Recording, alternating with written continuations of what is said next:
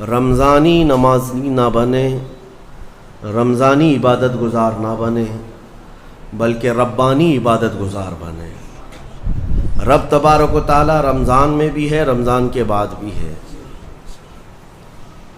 اور سب سے بڑی بات یہ ہے کہ ہمارے اندر جب تک یہ اخلاص نہیں آئے گا وہ طاقت و قوت بھی نہیں آئے گی۔ آج جس چیز کی ہمیں سب سے زیادہ ضرورت ہے وہ ہے اخلاص۔ ہماری عبادتوں میں، ہماری ہر نیکی کے اندر اس کا ہونا بہت ضروری ہے۔ وَمَا أُمِرُوا إِلَّا لِيَعْبُدُوا اللَّهَ مُخْلِصِينَ لَهُ الدِّينَ۔ اللہ فرماتا ہے لوگوں کو حکم نہیں دیا گیا مگر یہ کہ وہ اللہ کی عبادت کریں تو خالص اسی کے لیے، خالص اس کے لیے کہ کسی اور کو شریک نہ کریں۔ حتیٰ کہ اگر آپ نماز پڑھ رہے ہیں اور آپ کو دل میں یہ احساس ہونے لگے کہ اتنے لوگ مجھے دیکھ رہے ہیں تو میں سیدھا ہو جاؤں نماز پڑھنے کے لیے، تو اگر لوگوں کے دکھاوے یا ریاکاری کی نیت آئی تو اس کو شرک خفی کہا گیا ہے۔ یہ چھوٹا شرک ہے، چھپا ہوا شرک ہے، عام گناہ کی بات نہیں، شرک کی بات کر رہا ہوں، کیونکہ خالص اللہ تعالیٰ کے لیے جو عبادت ہونی تھی اس میں تم نے دوسروں کو بھی شریک کر لیا ہے۔ دوسروں کی رضا، دوسروں کے خیال، دوسروں کی مرضی، یہ ایک ایسا مرض ہے جس نے ہمیں پکڑ رکھا ہے۔ آج لوگ کیا بولیں گے، لوگ کیا کہیں گے، اسی مرض میں پوری زندگی گزر جاتی ہے۔ ڈھنگ کے طریقے اپنا نہیں پاتا ہمارا نوجوان صرف اسی بات پر کہ لوگ کیا بولیں گے۔ ٹوپی پہننے میں شرم آتی ہے کہ لوگ کیا بولیں گے، داڑھی رکھنے میں شرم آتی ہے لوگ کیا بولیں گے۔ لوگ کچھ نہیں بولیں گے، جب تم مرو گے تو صرف انا للہ بولیں گے اور کچھ نہیں۔ انا للہ و انا الیہ راجعون، اس کے علاوہ کیا کہیں گے آپ کے مرنے کے وقت؟ میرے عزیزو، لوگوں کے احوال اور ان کے کوائف الگ الگ ہیں۔ تم اگر لوگوں کے لیے جیتے رہو گے تو کبھی قرار و سکون نہیں آ سکتا۔ اسی لیے صحابہ اکرام رضوان اللہ تعالیٰ علیہم اجمعین علی اعلان یہ کہتے تھے۔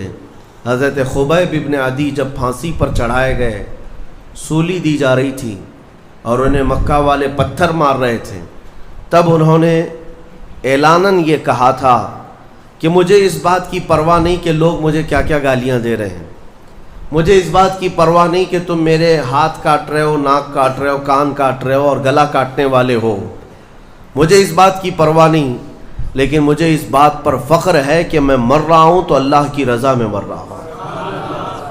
میں اگر دنیا سے جا رہا ہوں تو حالت اسلام میں جا رہا ہوں، اس بات کا مجھے فخر ہے۔ عزیزان گرامی وقار، اسی بات کی آج ضرورت ہے کہ آپ کیا پہن رہے ہیں، کیا کھا رہے ہیں، کس طرح چل رہے ہیں، کس طرح بیٹھ رہے ہیں، یہ لوگوں کے لیے نہیں ہے۔ ہماری زندگی کے طور طریقے جو کچھ بھی ہونے چاہیے وہ اللہ اور اس کے رسول کے لیے۔ ایک حدیث میں آپ کو بتاتا ہوں جس کا آخری والا حصہ گفتگو کا اصل مقصد ہے۔ ایک بار رسول پاک صلی اللہ تعالیٰ علیہ وسلم مجلس میں بیٹھے ہیں صحابہ کے، ایک اجنبی شخص آیا، مجلس میں آیا، آ کر کے سیدھے حضور پاک صلی اللہ علیہ وسلم کے قریب بیٹھ گیا، اتنا قریب کہ اپنے گھٹنے حضور کے گھٹنے سے لگا لیا، قریب سے قریب ہو کر بیٹھا۔ صحابہ اکرام اور بھی مجلس میں تھے، سب دیکھ رہے تھے، اور وہ اجنبی جو شخص آیا تھا اس کو کوئی بھی پہچانتا نہیں تھا۔ اس نے آتے ہی سوالات کرنا شروع کیا۔ سب سے پہلے اس نے پوچھا مل ایمان، ایمان کسے کہتے ہیں؟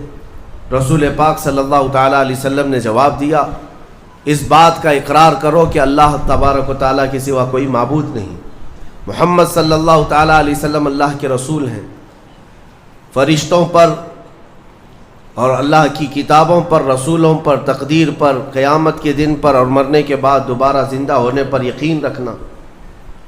اس اجنبی شخص نے پوچھا مل اسلام، پھر اسلام کیا ہے؟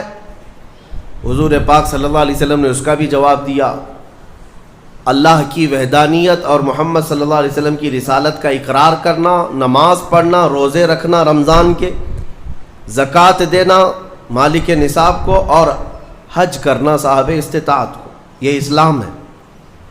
2 سوالات ہو گئے۔ تیسری مرتبہ اس نے سوال کیا مل احسان، احسان کیا چیز ہے؟ احسان نیکی کو کہتے ہیں۔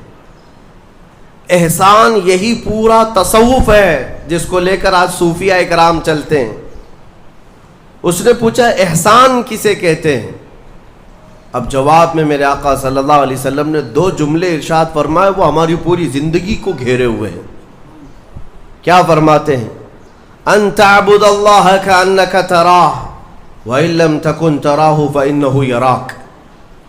رسول پاک صلی اللہ علیہ وسلم فرماتے ہیں احسان کا مطلب یہ ہے کہ تم اللہ کی عبادت ایسے کرو جیسے تم اسے دیکھ رہے ہو۔ عبادت، نماز کی بات نہیں، عبادت میں سب چیزیں آ جاتی ہیں۔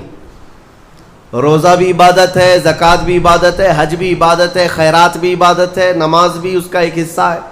اور رسول پاک نے فرمایا ساری عبادت ایسے کرو جیسے تم اللہ کو دیکھ رہے ہو، اور اگر تمہاری یہ کیفیت نہیں آ پاتی تو ایسی عبادت کرو کہ اللہ تمہیں دیکھ رہا، یہ خیال تو آ جائے کہ اللہ تمہیں دیکھ رہا ہے۔ اب وہ شخص جو سوالات کر رہا تھا اس نے ساری چیزوں کو کہا صدقت، ہاں آپ بالکل سچ کہہ رہے ہیں، سچ کہہ رہے ہیں۔ حضرت عمر فاروق فرماتے ہیں یہ کون اجنبی ہے، خود سوال بھی کرتا ہے اور خود تصدیق بھی کرتا ہے۔ جواب ملنے کے بعد کہتا ہاں بالکل آپ نے صحیح کہا۔ اخیر میں اس نے کہا متی الساعۃ یا رسول اللہ صلی اللہ علیہ وسلم، قیامت کب آئے گی؟ اس کے جواب میں رسول کریم صلی اللہ تعالی علیہ وسلم نے مخفی انداز میں ارشاد فرمایا جتنا پوچھنے والے کو معلوم ہے اتنا ہی پوچھے جانے والے کو بھی۔ ہاں یہ اور بات ہے کہ میں اس کی علامتیں تمہیں بتا دیتا ہوں۔ پھر فرمایا جب تم دیکھو گے کہ عورت اپنا سردار جننے لگ جائے، مطلب یہ ہے کہ ماں باپ پر لو بچے حکومت کرنے لگ جائیں، اور ننگے پیر چلنے والے نیچ ذات کے لوگ بڑی بڑی بلڈنگوں میں فخر کرنے لگ جائیں، بڑی بڑی عمارتوں پر فخر کرنے لگ جائیں، حکومتیں اور کرسیاں ان کے ہاتھوں میں آ جائیں، اور پھر جب تم دیکھو کہ گانے باجے کی کثرت ہو جائے، یہ دوسری احادیث کا مفہوم بھی اس میں آپ کے ساتھ رکھ رہا ہوں، زنا عام ہو جائے، تب تم انتظار کرو کہ قیامت بہت قریب آ چکی۔ میرے عزیزو، حضرت عمر فاروق رضی اللہ تعالیٰ عنہ فرماتے ہم سب سن رہے تھے اور وہ اجنبی آیا اور سوالات کیا اور چلا گیا۔ حضرت عمر کہتے ہیں میں فوراً مجلس سے اٹھ کر باہر گیا کہ اس کو پکڑ کر کے پوچھوں کہ اتنے اہم سوالات کہاں سے لایا تھا، لیکن رسول پاک صلی اللہ علیہ وسلم نے مجھے بلایا، ادھر آؤ عمر۔ وہ کوئی مسافر نہیں تھا، وہ جبرائیل امین تھے جو تمہارا دین سکھانے آئے تھے۔ اتاکم جبرائیل یعلمکم دینکم، وہ تمہارا دین سکھانے تمہیں آئے تھے۔ بہرحال یہ حدیث جبرائیل اس کو کہتے ہیں۔ اس میں جو لفظ آیا ہے کہ تم اللہ کی عبادت ایسے کرو جیسے تم اسے دیکھ رہے ہو، یہ ہماری پوری زندگی کا حصہ ہونا چاہیے، پوری زندگی کا حصہ۔ اسی لیے میرے آقا صلی اللہ تعالیٰ علیہ وسلم سے سوال کیا گیا تھا، صحابہ نے پوچھا دنیا کی طاقتور چیزوں میں بڑی طاقت والی چیز کون سی ہے؟ ترتیب وار حضور اکرم صلی اللہ تعالیٰ علیہ وسلم نے ارشاد فرمایا لوہا ہے، لوہا بہت مضبوط چیز ہے۔ صحابی نے پوچھا کیا اس سے بھی زیادہ طاقتور کوئی چیز ہے؟ کہا ہاں اس سے بھی زیادہ اگر طاقت آگ میں ہے، کیونکہ آگ لوہے کو پگھلا دیتی ہے۔ پوچھنے والے نے کہا کیا آگ سے بھی زیادہ طاقت کسی میں ہے؟ حضور نے فرمایا ہاں پانی میں ہے، پانی آگ کو بھی بجھا دیتا ہے، پانی کی طاقت بہت زیادہ ہے، سونامی پانی ہی سے تو آتا ہے۔ اور اس کے بعد پھر پوچھنے والے نے کہا کیا پانی سے بھی زیادہ طاقت کسی کی ہے؟ آپ صلی اللہ علیہ وسلم نے فرمایا ہاں دنیا میں سب سے زیادہ طاقت ہوا کے اندر ہے، وہ پانی ہو کہ لوہا ہو کہ آگ ہو، سب کو ہوا اڑا لے جاتی ہے، اور ہوائیں جب جوش میں آئیں یا جلال میں آئیں تو بڑے بڑے پہاڑ بھی کھسک سکتے ہیں۔ ہواؤں کی طاقت کا اندازہ تم نہیں لگا سکتے، گھروں کی چھتیں اکھاڑ لیں گی اور لوگوں کو تہس نہس کر دیں گی۔ ہوائیں اگر جلال میں آئیں تو پھر پوچھنے والے نے پوچھا کیا اس سے بھی زیادہ طاقت کسی کے اندر ہے؟ حضور پاک صلی اللہ علیہ وسلم نے فرمایا ہاں ایک چیز میں ہے اور اس سے زیادہ پھر کسی کی چیز میں نہیں۔ پوچھا وہ کیا ہے؟ میرے آقا صلی اللہ علیہ وسلم فرماتے ہیں اس ہاتھ میں ہوا سے زیادہ طاقت ہے جو اللہ کی راہ میں عطا کیا تو دوسرے ہاتھ کو خبر نہ ہوگی۔ یہ اخلاص والا ہاتھ، اخلاص والا ہاتھ کہ اسے خود خبر نہ ہوئی ہو کہ اس نے اللہ کی راہ میں دیا ہے تو کتنا دیا، کیسے دیا۔ میرے عزیزو یہ اس کو اخلاص کہتے ہیں، یہ خالص اللہ کے لیے دیا، خالص اللہ کے لیے دیا، اس کی طاقت بہت زیادہ ہے۔ اب آپ کو میں وہ نکتہ بھی سمجھا دوں، اولیاء اکرام کی کرامتیں سنتے رہتے ہیں، میاں وہ کیا کھا کر کے اتنی طاقت بنائے تھے۔ غوث پاک رضی اللہ تعالیٰ عنہ بغداد میں بیٹھے ہوں اور دریا میں اگر سیلاب یا طوفان آ جائے اور کشتی بھنور میں پھنسنے لگے تو کئی واقعات ہیں کہ کشتی میں بیٹھے ہوئے مسافروں نے دیکھا کہ غوث پاک تشریف لائے، ان کی کشتی کو سل دیا، سنبھالا۔ جن کشتیوں میں پھٹن تھی یا پانی آ رہا تھا، یہ طاقت کیسے، یہ تصرف کیسے ان کے پاس حاصل ہوا؟ کوئی کھانا پانی ایسا ہے دنیا میں جس کو کھانے کے بعد اتنی بڑی طاقت مل جاتی ہے؟ میرے عزیزو یہ اولیاء کاملین کے پاس جو بھی طاقت تھی وہ اخلاص کی طاقت تھی، وہ جو عمل کرتے تھے وہ خالص اللہ کے لیے کرتے تھے، خالص اللہ کے لیے، اور وہ اپنے آپ کو تک فنا کر چکے ہوتے اللہ رب العزت کی بارگاہ میں۔ اسی لیے میرے عزیزو ان طاقتوں کے سامنے دنیا کی کوئی طاقت ٹک نہیں پاتی، اخلاص کی طاقت۔ آج تم کر کے تو دیکھو، اللہ رب العزت کی بارگاہ میں اگر مخلص ہو گئے تو شیطان جو چیلنج کر کے آیا تھا اللہ کی بارگاہ میں، لَأَقْعُدَنَّ لَهُمْ صِرَاطَكَ الْمُسْتَقِيمَ، مولا میں تیرے سیدھے راستے پر بیٹھ جاؤں گا، جو بھی تیرے سیدھے راستے سے گزرے گا میں اس کو بہکاؤں گا، کبھی دائیں جانب سے، کبھی بائیں جانب سے، کبھی آگے سے، کبھی پیچھے سے۔ قرآن کی آیت میں بتا رہا ہوں آپ کو، 8ویں پارے میں اللہ نے فرمایا، شیطان یہ چیلنج کیا اللہ سے، قیامت تک تو مجھے مہلت دے دے، میں تیرے بندوں کو بہکاؤں گا۔ اور پھر اللہ تبارک و تعالیٰ سے وہ کہتا ہے کہ ان سب کو سیدھے راستے سے میں ہٹاؤں گا، لیکن شیطان نے آخر میں ایک جملہ یہ بھی کہا، مولا یہ جتنے بھی سیدھے راستے پر چلیں گے ان کو بہکا تو دوں گا، الا عبادک منہم المخلصین، مگر تیرے وہ بندے جو اخلاص کے ساتھ تیری عبادت کرتے ان پر میرا داؤ نہیں چل سکے گا، میں انہیں نہیں بہکا سکوں گا۔ اب اندازہ کرو کہ شیطان جس کے پاس ساری طاقتیں آ جاتی ہیں باطل طریقے سے وقتی طور پر، وہ عاجز آ گیا تو پھر دنیا کی یہ چھوٹی موٹی طاقتیں تمہارا کیا بگاڑ لیں گی؟ اگر اخلاص تمہارے اندر آ جائے، خلوص کی دولت آ جائے، دنیا میں جو کچھ بھی کر رہے ہو سب دکھاوے کے لیے نہیں ہے، کچھ عبادتیں ایسی ہیں جو تمہارے ساتھ راز رہے تمہارے اور تمہارے پروردگار کے بیچ۔ ہر بات کی تشہیر کرنا ضروری نہیں ہوتا کہ لوگوں کی مدد آپ نے کیا تو پیپر میں چھاپ دیا، اور آپ کوئی نیکی کر رہے ہیں تو ضروری نہیں ہوتا کہ ہر چیز کی تشہیر کی جائے۔ ہاں کچھ چیزوں میں حکمت اور مصلحت ہو سکتی ہے کہ لوگوں کو نیکی کی طرف بلانے کے لیے اعلان کیا گیا ہو، لیکن ہر چیز میں نہیں۔ عزیزان گرامی وقار، اخلاص جب کسی کے پاس ہو تو ایک اور حدیث میں آپ کو بتا دوں، بندے جو عبادت کرتے ہیں نا یہاں پر دنیا میں بھی، سب کا کچھ نہ کچھ ایک غرض ہے، کچھ نہ کچھ ایک مقصد ہے۔ آپ نماز کے لیے آئے ہیں یا نیکیاں کر رہے ہیں یا گناہوں سے بچ رہے ہیں تو کوئی تو غرض ہوگی، حدوں میں سے ایک چیز ہوگی، جہنم کا خوف ہوگا، اللہ کے عذابات سے ڈر لگتا ہوگا اس لیے نماز پڑھ لیتے ہیں، پوری اپنی صحیح کر لیتے ہیں، یا تو پھر جنت کی نعمتوں کا شوق ہوگا کہ جنت میں جانا ہے، صحابہ تابعین اولیاء کاملین کے پڑوس میں رہنا ہے، یا تو شوق ہے یا تو ڈر ہے، اور یہ دونوں چیزیں بندے کو عبادت کرواتی ہیں۔ قیامت کے دن کے متعلق حدیث میں ملتا ہے، جب بخشے گئے ہوئے لوگ جن کو جنت بھیجا جا رہا ہے، جنتیوں کی بات کر رہا ہوں عام کی نہیں، تو اس میں 3 کیٹیگری ہوں گی۔ ایک جماعت وہ ہوگی جن سے اللہ تعالیٰ فرمائے گا کہ اے بندو تمہارے اوپر آج جنت کھول دی گئی، تم بخش دیے گئے ہو، تم عبادت کرتے تھے دنیا میں، بتاؤ کیوں کرتے تھے؟ وہ بندے کہیں گے کہ مولا تیری جہنم سے بڑا ڈر لگتا تھا، اس کے عذابات کا خوف تھا، اس لیے ہم عبادت کرتے تھے۔ رب تعالیٰ فرماتا ہے کہ جس چیز سے تم ڈرتے تھے میں نے آج بچا لیا، جاؤ میری جنت میں۔ ان کو جنت بھیج دیا جائے گا۔ دوسری ایک جماعت، ان سے رب تبارک و تعالیٰ پوچھے گا تم کیوں عبادت کرتے تھے؟ تم بھی جنت کے مستحق ہو گئے ہو، آج بخشے گئے ہو۔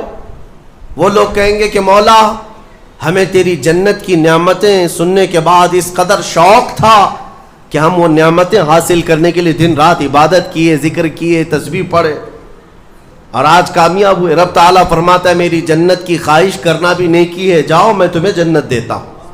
وہ بھی جنت میں چلے گئے۔ تیسری جماعت تھی، ان سے پوچھا جائے گا تم کیوں عبادت کرتے تھے؟ تم بھی آج جنت کے مستحق ہو گئے۔ وہ کہیں گے کہ مولا ہمیں تیرے جہنم کے عذابات کی بھی پرواہ نہیں، اور نہ ہی تیری جنت کی نعمتوں کی خواہش، بلکہ ہم تو صرف اور صرف تیری رضا کے لیے کرتے تھے، تو راضی ہو جا، ہم جنت و دوزخ کے لیے نہیں۔ تو رب تبارک و تعالیٰ فرماتا ہے کہ یہ میرے مخلص بندے ہیں، خالص پیور اللہ کے لیے کرتے تھے۔ رب تعالیٰ فرماتا ہے جاؤ میں تم سے راضی ہو گیا، تم بھی جنت میں۔ جنت میں جانے کا حکم دے دیا جائے، لیکن فرمایا گیا وہ جماعت رک جائے گی، وہ کہیں گے نہیں ہم جنت میں نہیں جائیں گے۔ ایسا بھی کوئی ہے؟ وہ کہیں گے کہ مولا اگر ہم جنت میں جائیں گے تو اندر جو جنتی ہیں وہ ہمیں تانا ماریں گے، تم بھی جنت کے لیے کرتے تھے اور بولے کچھ اور ہو، بدلہ تو تم نے بھی لے لیا عبادتوں کا، ہمیں اپنی عبادتوں کا بدلہ نہیں چاہیے۔ رب تبارک و تعالیٰ فرماتا ہے میری رضا یہی ہے کہ تم جنت میں چلے جاؤ، میں تم سے راضی ہو گیا۔ وہ پھر رکے رہیں گے کہ مولا ہم نے جنت کے لیے نہیں تیری رضا کے لیے کیا ہے۔ پھر حکم ہوگا فرشتوں کو کہ ان کے ہاتھوں اور پیروں میں بیڑیاں باندھو اور کھینچ کے جنت میں لے جاؤ۔ وہ ایک جماعت ایسی ہے۔ یہ کون لوگ ہیں جو مخلصین ہیں، خالصتاً اللہ کے لیے عبادت کرتے تھے۔ عزیزان گرامی وقار، جو اللہ رب العزت کے لیے کرنے والے لوگ ہیں، اللہ تعالیٰ ان کو ہمیشہ ذلت اور رسوائی سے محفوظ رکھتا ہے۔ اخلاص۔ بنی اسرائیل میں ایک خاتون تھی اور اس کا بڑا گھرانہ تھا۔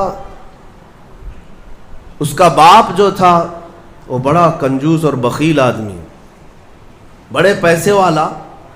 ایک دن ایسا ہوا کہ یہ جو لڑکی تھی، جوان لڑکی، اس نے باہر ایک فقیر کو دیکھا جو بڑا مجبور تھا، ضرورت مند تھا، اس کو اٹھا کر کے اچھی خاصی دولت اپنے باپ کی دے دی۔ اور باپ کو پتہ چلا تو اتنا غصے میں آیا کہ میں ایک پھوٹی کوڑی نہیں دیتا اور تو اتنی بڑی دولت اٹھا کر دے دی، اور غصے میں اپنی بیٹی کا ہاتھ کاٹ دیا۔ اس کا ہاتھ کٹ گیا، غصے میں تھا، باپ بخیل تھا، ہاتھ کاٹ دیا۔ بہرحال کٹے ہوئے ہاتھ کے ساتھ وہ رہنے لگی تھی، اللہ رب العزت کی رضا چاہنے والی۔ کئی دن تک اسی طرح گزر گئے۔ اب باپ بڑے پیسے والا تھا اس زمانے میں، وہ ہاتھ چھپا کر کے رہی۔ پھر اس کا رشتہ آیا ایک بہت بڑے خاندان سے، اور بڑے خاندان کا جو شہزادہ تھا اس نے پسند کر لیا۔ شادی کی ڈیٹ قریب آئی، ان لوگوں نے ہاتھ نہیں دیکھا، بس چہرہ اور باقی ساری چیزیں دیکھی، اور انہوں نے بھی چھپا رکھا کہ ہاتھ نہیں ہے۔ کٹے ہوئے ہاتھ کے ساتھ کون شادی کرے گا؟ بہرحال شادی ہو گئی۔ شادی ہونے کے بعد وہ گھر رخصت ہو گئی، اپنے نئے دولہے کے ساتھ وہ اپنے گھر پر بیٹھی ہے، دسترخوان پر۔ وہ بائیں ہاتھ سے کھایا کرتی تھی، ایک ہاتھ تو کٹا ہوا تھا، چھپا کر کے رکھتی تھی۔ دسترخوان پر جب بیٹھی، اس کا نیا دولہا ہے، اس کے گھر والے، کھانے کے وقت اب ہاتھ نکالنے کی باری آ گئی۔ وہ بائیں ہاتھ سے کھا رہی تھی تو اس کے شوہر نے کہا کہ کیا سیدھے ہاتھ سے نہیں کھا سکتی؟ سیدھے ہاتھ سے کیوں نہیں کھا سکتی؟ اب اس کے رشتے کے ٹوٹنے کا وقت آ گیا تھا۔ اگر پتہ چلے تو دھوکہ کیا ہے، کٹے ہوئے ہاتھ کے ساتھ ہمارے ساتھ نکاح ہوا ہے۔ اس کے آنکھوں میں آنسو آئے، وہ ہاتھ اپنے کپڑے کے اندر ہی چھپائی رہی۔ اچانک اسے غیب سے ایک آواز آئی، اے میری بندی ہاتھ نکال۔ اس نے اپنے دوپٹے کے اندر سے ہاتھ نکالا تو سیدھا ہاتھ پورا صحیح سلامت تھا۔ پھر وہ زمانہ موسیٰ علیہ السلام کا تھا، ان کی بارگاہ میں حاضری دے کر اس نے اپنا یہ واقعہ سنایا۔ سیدنا موسیٰ کلیم اللہ فرمانے لگے، مولا نے مجھے یہ وحی دے کر بھیجا اور ارشاد فرمایا کہ اے موسیٰ، ہم اس ہاتھ کو شرمندہ نہیں ہونے دینا چاہتے جو ہاتھ میری بارگاہ میں اخلاص سے اٹھاؤ۔ میرے عزیزو، یہ اخلاص کی دولت ہے۔ جو خالصتاً اللہ کے لیے کچھ کیا ہو، مولا اسے کبھی ذلیل نہیں ہونے دے گا، اسے بے عزت نہیں ہونے دے گا۔ اسی لیے کچھ کام ایسے کر جاؤ جو خالصتاً اللہ کے لیے ہو۔ رب تبارک و تعالیٰ کے لیے اب تک کیا کیا ہے، اس کا بھی آپ کے پاس کچھ تو ہونا چاہیے۔ اگر اپنی زندگی میں آپ احتساب کریں، اپنا ہی محاسبہ کریں کہ میں جوانی سے لے کر اب تک جتنے کام کیا ہوں، کوئی کام ایسا ہے جو خالص اللہ کے لیے کیا ہو؟ رسول پاک صلی اللہ تعالیٰ علیہ وسلم کی ایک حدیث میں آپ کے سامنے عرض کرتا ہوں، اخلاص میں کتنی طاقت ہے وہ بتاتا ہوں۔ حضور اکرم صلی اللہ علیہ وسلم فرماتے ہیں، صحیح حدیث ہے یہ، 3 لوگ سفر پر تھے، 3 دوست تھے، یہ تینوں سفر پر تھے اور یہ پہاڑوں کے راستے سے جا رہے تھے۔ ایک پہاڑ کے غار میں ان لوگوں نے پناہ لینے کے لیے تھوڑی دیر آرام کیا اور بارشیں شروع ہو گئیں، طوفانی بارش، اور ایسی بارشیں آئی کہ پہاڑ کے پتھر کھسکنے لگے اور ایک بہت بڑی چٹان کھسک کر کے یہ غار کے منہ پر آ کر گر گئی۔ غار بند اور یہ اندر 3 بیٹھے ہوئے ہیں، ہاتھ کے ہلانے سے تو پتھر جانے والا نہیں، ایک بڑی چٹان گر کر کے بند ہو چکی، ان کی قبر وہیں بننے والی۔ 3 لوگ ہلا کر کے کیا ہٹا سکتے تھے؟ اب تینوں لوگوں نے کیا کیا؟ میرے آقا صلی اللہ علیہ وسلم فرماتے ہیں تینوں رونے لگے کہ اب ہماری موت یہیں پر ہونے والی ہے، ختم ہے، لیکن اس سے پہلے چلو اللہ کی بارگاہ میں اپنی زندگی کی کوئی ایسی چیز ہو جو تم نے خالص اس کے لیے کیا تھا، اس نیکی کو وسیلہ بنا کر کے دعا کرتے ہیں، دیکھتے ہیں پتھر ہٹتا ہے کیا۔ تو تینوں نے اپنی اپنی زندگی کی ایک ایک چیزیں شمار کرنا شروع کیا۔ توجہ چاہتا ہوں، پہلے ایک بندہ سجدے میں گرتا ہے اور عرض کرتا ہے، مولا تو جانتا ہے میری ایک بوڑھی ماں تھی، ماں کی خدمت بہت کیا کرتا تھا، ماں کی بہت تعظیم کرتا تھا۔ ایک دن رات کو جب میں گھر پہنچا تو میرے پاس صرف ایک روٹی تھی اور تھوڑا سا دودھ تھا۔ میرے گھر کے کئی بچے تھے، بچے بھی بھوکے تھے، لیکن میری ماں بوڑھی تھی، تو میں جب بھی گھر رات کو پہنچتا پہلے اپنی ماں کو کھلاتا، اس کے بعد اپنے بچوں کو کھانا دیتا۔ اس دن ایسا ہوا کہ میرے پاس صرف ایک روٹی اور تھوڑا سا دودھ تھا، ماں بھی بھوکی تھی اور بچے بھی۔ بچے آ کر لپٹ گئے، کہنے لگے کہ ہمارے لیے کھانا، بھوک کی شدت ہے۔ میں نے بچوں کو تھوڑی دیر کے لیے بٹھایا گھر کے باہر اور اس روٹی کو چور کر دودھ میں اپنی بوڑھی ماں کو کھلایا۔ میری بوڑھی ماں جو بھوکی تھی وہ پوری روٹی کھا گئی اور پورا شکم سیر ہو کر وہ دعا کرتے ہوئے سو گئی۔ اس رات کو میں بھی بھوکا رہا، میرے بچے بھی بھوکے رہے، ہمارے گھر میں اس کے علاوہ کوئی کھانا نہیں تھا۔ اے رب ذوالجلال، میں نے اپنی ماں کے ساتھ یہ جو حسن سلوک کیا خالص تجھے راضی کرنے کے لیے، خالص تجھے راضی کرنے کے لیے۔ مولا اگر یہ میری نیکی تجھے پسند ہے تو یہ چٹان کو ہٹا دے۔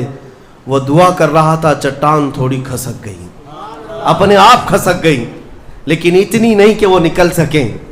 دوسرا جو ساتھی تھا وہ سجدے میں گرا اور وہ دعا کرنے لگا۔ یہ پوری حدیث پاک موجود ہے جس کو میرے آقا نے بیان کیا۔ میرے عزیزو، زندگی میں کوئی ایسی چیز ہو جو اللہ کے لیے کیا ہو، پھر دیکھنا زندگی کی مصیبتیں آئیں، اسی نیکی کو تم اللہ کی بارگاہ میں رکھ سکتے ہو۔ دوسرا سجدے میں گرتا اور کہتا ہے، مولا تو بہتر جانتا ہے میں اپنی چچیری بہن کا عاشق ہو گیا تھا. اس کی چچیری بہن تھی, چاچا کی بیٹی, عاشق ہو گیا اور ہم دونوں میں معاشقہ چلنے لگا, ایک دوسرے سے محبت کرنے لگے. ایک دن ایسا آیا کہ ہمارے گھر والے اور اس کے گھر والے سب باہر چلے گئے, ہم دونوں تنہا رہ گئے اور ہم دونوں ایک کمرے کے اندر آئے. ہم دونوں نے گناہ کرنے کا ارادہ کر لیا. شادی تو نہیں ہوئی تھی, نکاح بھی نہیں ہوا تھا, دونوں کھڑے ہوئے, گناہ کرنے کا ارادہ ہی تھا کہ ہم دونوں کو اچانک خیال آیا میرا رب دیکھ رہا ہے. ہم کپڑے اتارے اس کے سامنے جو ہمارے دلوں کے حالات بھی جانتا ہے. تو وہ میری چچیری بہن وہ بھی رونے لگی, میں بھی رونے لگا اور ہم ایک دوسرے کو ہاتھ نہیں لگائے. مولا اس زنا سے اور اس بدکاری سے اگر میں بچا تھا تو میرے رشتہ داروں سے ڈر کر نہیں, خالص تیری رضا کے لیے کہ مولا کریم کے اس سلطنت کو میں اپنے گناہوں سے پامال نہیں کروں گا. تو جب یہ وہ کہنے لگا اور عرض کیا مولا اگر میں وہ رات گناہ سے بچاؤں, تیری بارگاہ میں میرا وہ بچنا پسند ہے تو اس چٹان کو تو ہٹا دے. حدیث پاک میں چٹان اور کھسک گئی. تیسرا شخص تھا, وہ سجدے میں گرا اور کہنے لگا اے رب ذوالجلال تو بہتر جانتا ہے میں ایک زمین اور جائیداد کا مالک تھا, میرے پاس کئی مزدور کام کیا کرتے تھے اور ایک مرتبہ ایسا ہوا کہ میں مہینہ ختم ہوتے ہی سارے مزدوروں کو ان کی تنخواہ دے دیا کرتا. ایک مزدور ایسا ہے جو اپنی تنخواہ لیے بغیر چلا گیا, ایک مزدور تنخواہ لیے بغیر چلا گیا اور اس کی تنخواہ میں نے سنبھال کر رکھی اور اس سے ایک بکری خرید لیا. میاں لوگ تو کسی کی سیلری ہو دبا کر کے کھا جائیں گے, اور یہ حدیث پاک میں جس کے لیے کہا جا رہا ہے وہ بندہ کہتا ہے میں اس کی پوری تنخواہ سے ایک بکری خرید لیا, بکری کو پالنے لگا. وہ مزدور آیا نہیں, وہ مزدور چلا گیا, مہینوں چلا گیا. بکری کو میں پالتا رہا, بکری نے بچے دی, بچوں کے بچے ہوئے, بچوں کے بچے ہوئے. اے رب ذوالجلال تو نے اتنی برکت دی کہ اس ایک بکری سے ایک پورا میدان کئی ہزار بکریاں بھر گئی, کئی ہزار بکریاں کئی سالوں کے اندر. وہ ان بکریوں میں نہ کسی کو بیچتا تھا نہ کسی کو ذبح کرتا تھا, سب بکریاں رکھا. کئی سالوں کے بعد اچانک وہ مزدور واپس آیا اور اس نے آ کر مجھ سے کہا کہ مالک میں آپ کے ہاں خدمت کرتا تھا, آپ کو یاد ہے کچھ سالوں پہلے میں نے اپنی تنخواہ چھوڑ دی تھی, ایک مہینے کی تنخواہ نہیں لیا تھا. تو میں نے اس سے کہا کہ ہاں مجھے اچھی طرح سے یاد ہے, اور اس کا ہاتھ پکڑ کر کے ان بکریوں کے ریوڑ کے پاس لے گیا اور کہا یہ تیری تنخواہ ہے, یہ پوری تیری تنخواہ ہے. اس نے کہا میرے ساتھ کیا مذاق کر رہے ہو مالک, میری تنخواہ اتنی ہے کہ اس زمانے میں ایک بکری بھی نہیں آ سکتی. اس نے کہا ہاں بالکل تو صحیح کہہ رہا ہے, لیکن اس زمانے میں ایک بکری خرید لی میں نے اور اسی بکری سے اللہ نے اتنی برکت دی, اس میں میرا ایک بھی حصہ نہیں. تیری ان بکریوں کا دودھ تک میں نے نہیں پیا, صرف اور صرف تیرے انتظار میں, اور یہ ساری بکریاں تو لے جا. اور وہ مزدور خوشی خوشی اپنے پورے ریوڑ کو, آج کے زمانے کے وہ کئی لاکھوں کی بکریاں ہوں گی, وہ مزدور لے گیا. اب یہ بندہ کہتا ہے اے رب ذوالجلال میں نے یہ امانت اگر سنبھالی تھی تو خالص تیری رضا کے لیے, مولا صرف تجھے راضی کرنے کے لیے, ورنہ پیسے کھا جاتا تو کون کیا کر لیتا, وہ مزدور کون سا وصول کر لیتا. کہتا نہیں مجھے یاد نہیں, اب میں پہچانتا بھی نہیں. نہیں مولا میں نے تیری رضا کے لیے کام کیا, اگر تجھے یہ پسند ہے تو یہ چٹان ہٹا دے. حدیث پاک میں ہے اس نے جیسی یہ دعا کیا پوری چٹان ہٹ گئی, پوری چٹان کھسک کر ختم ہو گئی, ان کا راستہ صاف ہوا. پتہ یہ چلا حدیث پاک کا یہ مفہوم ہے. میرے عزیزوں میں اب آپ کے سامنے عرض کرتا ہوں, ایسی بڑی بڑی چٹانیں آج بھی ہم پر گر رہی ہیں, مصیبتوں کی چٹانیں, ظلم کی چٹانیں, لوگوں کے تان و تشنی اور لوگوں کی گالی گلوچ کی چٹانیں. ان چٹانوں کو کھسکانے کے لیے تمہارے پاس اخلاص والی کوئی نیکی موجود ہے. رب تبارک و تعالیٰ کی بارگاہ میں کبھی یوں عرض کرتے کہ مولا میں نے خالصتاً ایک رات تیرے لیے کھڑے ہو کر پکارا تھا جب سب لوگ سو رہے تھے, میں صرف تجھے راضی کرنے کے لیے عبادت کیا, مولا اگر تو راضی ہے تو ان فلسطین کے بچوں پر رحم کرتے ہیں. ہمارے پاس ایسی کوئی چیز ہے جو ہم عرض کر سکیں؟ آج دعائیں کہاں نہیں ہو رہی ہیں؟ دعائیں سب جگہ ہو رہی ہیں، اجتماعی دعائیں ہو رہی ہیں، ہر خطبے میں، ہر نماز میں، ہر جگہ دعائیں ہوتی ہیں. لیکن میرے عزیزو، شاید وہ اخلاص سے خالی ہو گئے ہیں. ایک بات یاد رکھنا، حرام لقمے پیٹ میں پڑے ہوں، حرام کمائی گھر میں پڑی ہو تو حدیث پاک میں اس کی کوئی دعا آسمان تک نہیں جاتی، کوئی دعا آسمان تک نہیں جاتی. اور ان تمام چیزوں کی طرف کبھی خیال بھی نہ کرنا اور پھر یہ کہنا کہ ہماری دعائیں کیوں نہیں قبول ہوتی. اخلاص نہیں ہوتا. یا تو پھر دعا تو کرتے ہیں، کمائی بھی صاف ہے، حلال ہے، لیکن دعا کرنے کے وقت ایسا لگتا ہے جیسے کوئی ڈیوٹی ادا کر رہے ہیں، جلدی سے بھاگنا ہے. ہم تو دیکھتے ہیں نا، نماز میں ہاتھ اٹھانے میں بھی لوگوں کو شرمندگی ہونے لگتی ہے. کچھ تو مرے ہوئے ہاتھوں کے ساتھ دعا کر رہے ہیں، کچھ انگوٹھے پھوڑ رہے ہیں دعا میں. تم رب تعالیٰ کی بارگاہ میں مانگ رہے ہو. اخلاص اگر ہوتا تو تمہیں اپنے کی خبر نہیں ہوتی. اخلاص، دعا بھی تو رسمی طور پر مانگ رہے ہیں. امام اپنی دعا کر رہا ہے، مقتدی اپنے انگوٹھے پھوڑ رہے ہیں. یہی تو چل رہا ہے. کچھ انگلیوں میں کھیل رہے ہیں، کچھ اپنے ہاتھوں کو نیچے لٹکائے ہوئے ہیں. میرے آقا صلی اللہ تعالیٰ علیہ وسلم جب دعا کرتے ہیں، صحابہ کہتے ہیں کبھی کبھار حضور روتے ہوئے اتنی بلند ہاتھ اٹھا لیتے کہ حضور کے بغلوں کی سفیدی نظر آتی تھی.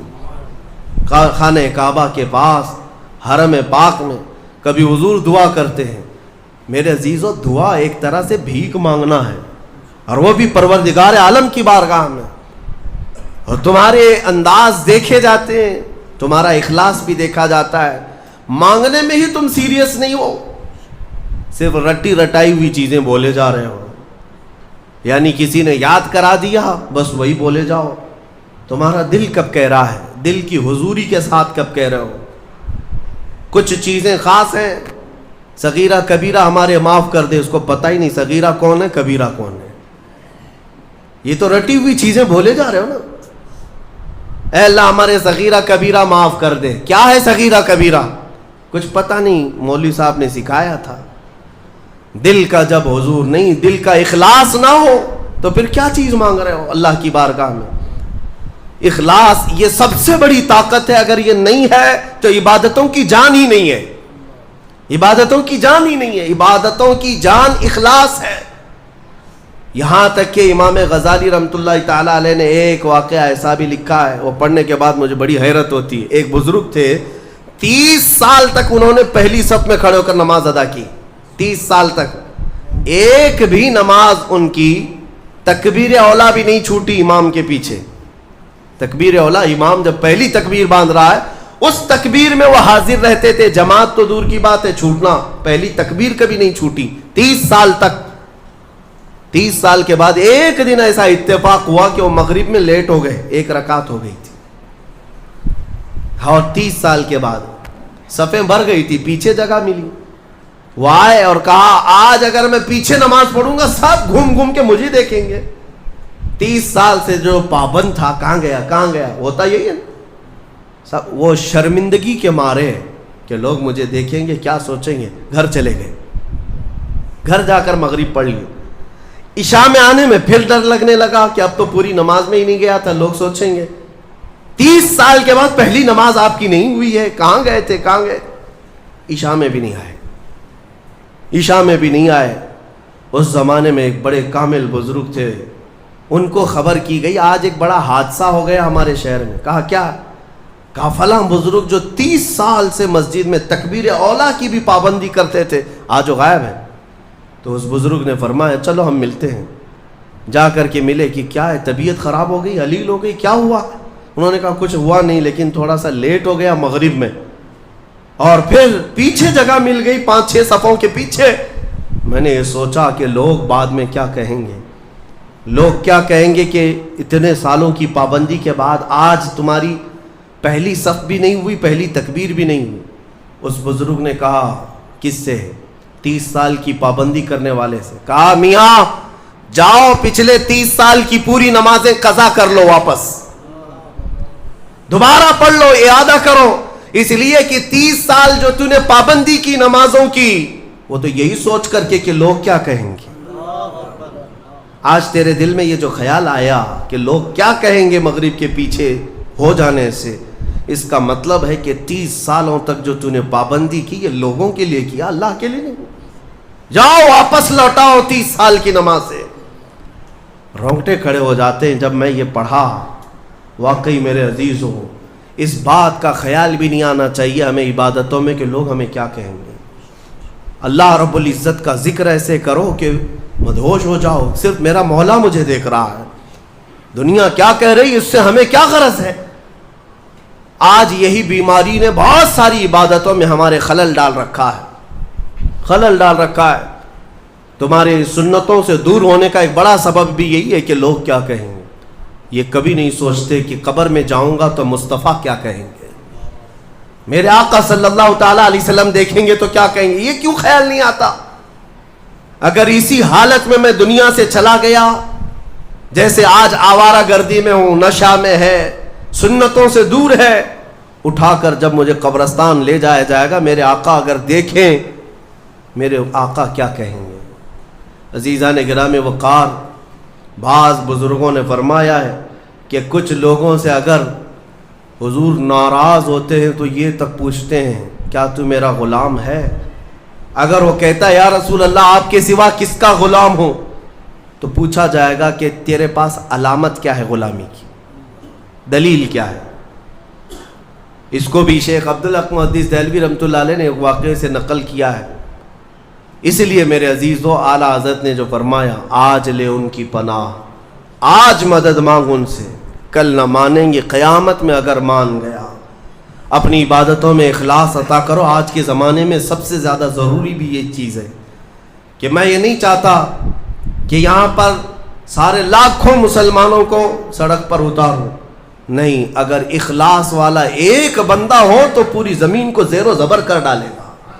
انقلاب ایک سے آتا ہے، ایک بھی کافی ہے اگر اخلاص والا ہو، ورنہ پھر کثرت سے کچھ ہونا نہیں ہے۔ آج جس طرح کی آزمائشوں کے تم شکار ہو، ان میں بھی ضرورت اسی بات کی ہے کہ تمہارے اندر اخلاص آ جائے، تمہیں کوئی ڈرا کر کے عبادت نہ کرائے۔ اور میں تو شروع سے کہتا بھی تھا، آج کئی جگہوں پر بچوں کی بھی تربیت کے لیے، مدرسوں میں بھی، شاید آج سے 10 سال پہلے ہی حافظ صاحب سے بھی جانتے ہوں گے، کیمرے لگائے جاتے ہیں کہ بچے کچھ غلط نہ کریں۔ ٹھیک ہے، نگرانی کے لیے جہاں تک ہے میں اس کا مخالف نہیں ہوں، لیکن ان کے دلوں میں اس بات کا اگر خوف ہے کہ استاد دیکھ رہے ہیں، مجھے جلدی نماز کے لیے جانا ہے، ایک نہ ایک دن تو کیمرہ بند ہوگا، کیمرے کے باہر بھی تو آئے گا، اس دن کیا کرے گا؟ اپنی اصلیت پر آ جائے گا۔ یہاں کوئی کیمرہ نہیں ہے، آزاد رہو، کھل کر کے رہو۔ مطلب یہ ہے کہ تم اس کو کیمرے کا عبادت گزار بنائے، اللہ کا نہیں۔ تربیت وہ ہونی چاہیے جو محبوب الہی نے فرمایا۔ ایک شخص آیا محبوب الہی سے پوچھنے لگا کہ حضور کبھی کبھار تو گناہ کرنے کی اجازت مل جانی چاہیے۔ آپ نے فرمایا کیوں نہیں، ملنا تو چاہیے۔ وہ خوش ہو گیا، کیا گناہ کرنے کی اجازت ملتی ہے؟ کہا بالکل ملے گی میری طرف سے۔ خوش ہو گیا، کہا کہ حضور بتائیے کیا ہے، کیسے کر سکتے ہیں؟ کبھی کوئی کبھار چھٹی تو ہونی چاہیے گناہ کرنے کے لیے، ہفتے میں ایک بار، مہینے میں ایک بار۔ محبوب الہی نے فرمایا بالکل، 2 شرطیں ہیں میری، اگر وہ پورا کر لے تو تجھے اجازت ہے میری طرف سے گناہ کرنے کی۔ کہا بتائیے۔ محبوب الہی نے فرمایا پہلی شرط یہ ہے کہ جب گناہ کرنا ہو تو اللہ کی زمین سے باہر نکل کر کرنا، اس کی سلطنت سے باہر جا کر کرنا، جہاں اس کی سلطنت نہ ہو وہاں جا کر گناہ کرو، شوق سے کرو۔ اس نے کہا حضور کوئی ذرہ ایسا ہے جو میرے مولا کی سلطنت سے خالی ہے؟ کوئی ایسی جگہ ہے جو اللہ کی خدائی سے خالی ہے؟ پھر اس کے بعد اس نے کہا یہ تو ممکن نہیں کہ اللہ کی زمین سے باہر جاؤں، اس کی سلطنت تو ان کہکشاؤں میں بھی ہے جہاں ہماری بھی پہنچ نہیں، اور رب تبارک و تعالیٰ ہی کی سلطنت میں ہے سب۔ پھر اس نے کہا دوسری شرط آپ کی؟ محبوب الہی نے فرمایا جب گناہ کرنے کا ارادہ ہو تو وقت دیکھ لینا، اس وقت گناہ کرنا جب تیرا رب سو رہا ہو۔ اس نے کہا حضور یہ کیسی شرط ہے؟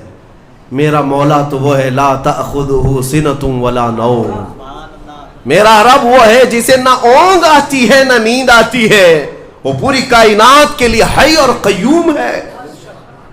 تو محبوب الہی نے کہا ظالم، جب تجھے یہ دونوں باتیں معلوم ہیں کہ تو اس کی سلطنت سے باہر نہیں جا سکتا اور اس کی غفلت کا ایک لمحہ کیا ایک آن بھی نہیں آ سکتی، تو کیا تجھے اس بات کی شرم نہیں آتی کہ اسی کی زمین پر اسی کے دیکھنے کے حالت میں گناہ کروں؟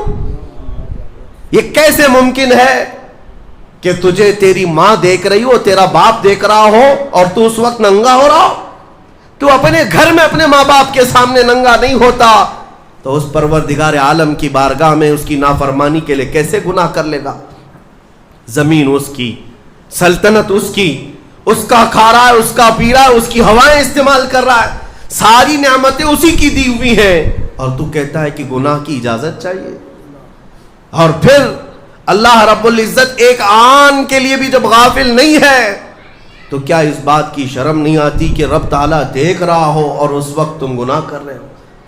عزیزان گرامی، یہی وہ عبادت کا اعلیٰ درجہ ہے جو محبوب الہی نے سکھایا کہ کسی کے اندر یہ دو تصور آ جائیں کہ میرا مولا ہر گھڑی مجھے دیکھ رہا ہے اور میں جہاں جاؤں گا اسی کی سلطنت میں جاؤں گا، یہ اخلاص ہے، پھر یہ عبادتوں کی جان ہے۔